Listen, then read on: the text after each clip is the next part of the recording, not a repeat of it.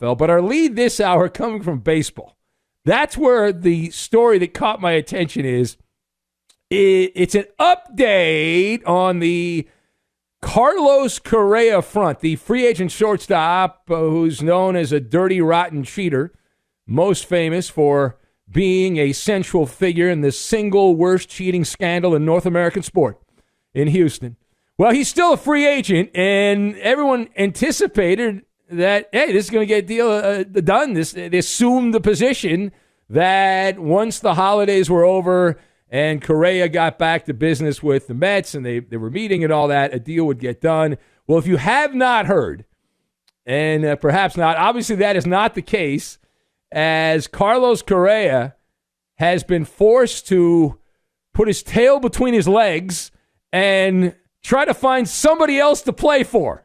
They're looking around Major League Baseball. If you know a team that needs a cheater, please contact Scott Boras, because the deal with the Mets has unraveled. It's not completely done yet, but this is a pretty good indicator that it ain't looking good. Now, we are told that the sides are squabbling.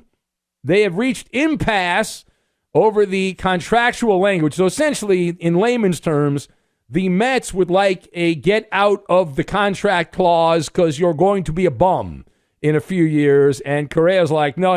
I don't you know who I am? I bang on trash cans and blowing whistles and cheating World Series. That's who I am. I'm not going to take a little clause, is what he said. So I assume. So they still have unresolved issues. And so now the doors of the bank vault have opened up. And the New York Post tells us that Scott Boras, the super agent who very rarely gets anything wrong, has re-engaged with the Minnesota Twins. How about that, my friends in Minnesota? You want the cheater back? Cheetah. Yeah, you can get them back. The Minnesota Twins. And, I love this, a mystery team. Ooh, a mystery team. So let us discuss the question. Now, we got the leak. Who's the one that leaked the Carlos Correa re-engaging negotiations with other big league teams story? Who do you think leaked it? So I've got Richard Nixon, Dragon Breath, and Snow White. And we will tie all of these things together, and we are going to make an amazing plate of poutine is what we're going to make. We love the poutine. All right, so this one is easy peasy. Even blind Emmett can see what's going on this one. Any reasonable human being will tell you that this leakety leak, came from Carlos Correa's camp. It's open and shut. Now, when you're trying to figure out who leaked a nugget of information, we like to play this game. It's a great parlor game. You always ask two questions. Who stands to gain from the leak, and why would you leak at this time? Now, the answer to both of those questions, the arrow is pointing directly at Carlos Correa and his side of things. Now, the Correa groupies are leaking this information now so they can put public pressure on the Metropolitans to get a deal done, because they know the jock sniffers, the Met fanboys, can do the dirty work. Social media pressure, sports radio pressure. It's the same reason that Carlos Correa posted a photo of his kid wearing an I Love New York shirt with the pretzel and the hot dog. Much like President Richard Nixon, it's a tricky dick move is what it is. Correa, listen, he wants New York. He'd like New York. He thought he had New York. He gave the Mets an agreement. Remember, he agreed to the contract. He haven't signed anything, but he agreed to the contract with the Mets. 2 weeks he's given the Mets to work something out. He gave the Giants about 2 hours. That tells you he didn't want to play for San Francisco. But it's not happening as of this moment. And so that's why you leak now, because you use one of your useful idiots, one of your messenger pigeons in the media, one of these stooges, John Heyman, and Scott Boras and Heyman, they go way back. Because, listen, if you're Correa, you're drowning at this point. We're getting close to unprecedented territory here when you've had two $300 million contracts, and they both apparently have gone to hell in a handbasket. So you want to get the word out. Now, page 2 here. What does this latest Mets episode tell us about Carlos Correa and his situation? Well, from us on this side of the microphone is validation. As we have been preaching from the bully pulpit, this guy is a bad actor. His overhead compartment is filled with carry-on baggage. No ifs, ands, or buts about it. He's an unsavory character.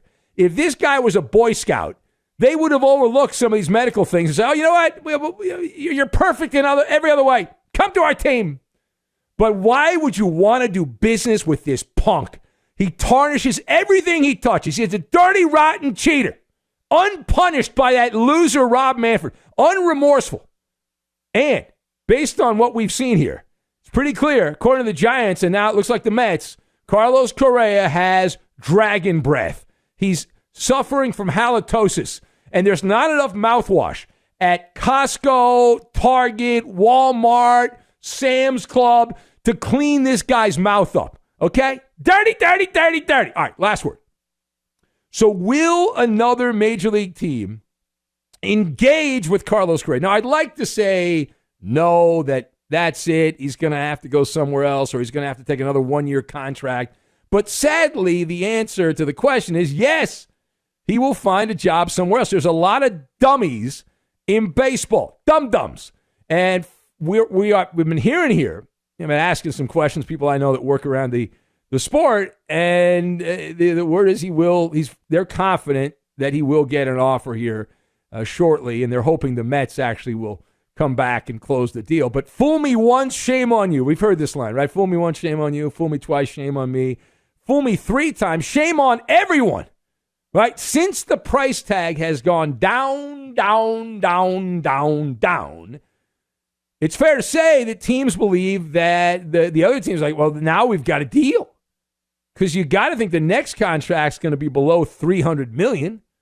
It went down from the Giants' offer to the Mets' offer, and it will continue to go down. It's an elevator going down.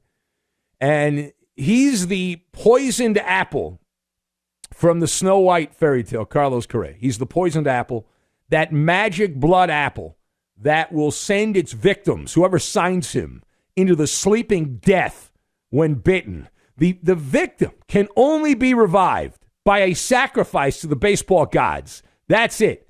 And we're not talking about sloppy seconds on this one. Now we're getting into sloppy thirds territory.